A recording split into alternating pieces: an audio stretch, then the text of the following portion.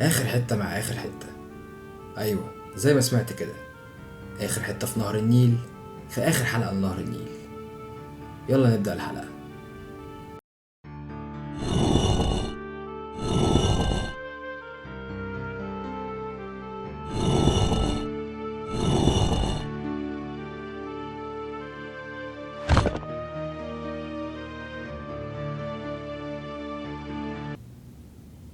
أهلا بيك في بيت الحياة. أنا برعنخ.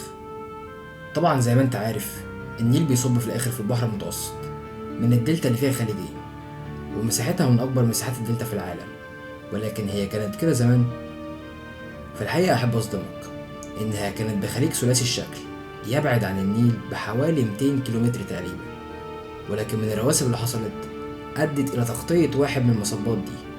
وأحب أقول لك إن جزء من المصب اللي اتردم ده من النيل هو جزء منه في القاهرة. أيوة، القاهرة اتبنت على جزء من المصب التالت لنهر النيل. بس كده. ولو استفدت، متنساش في دقيقة.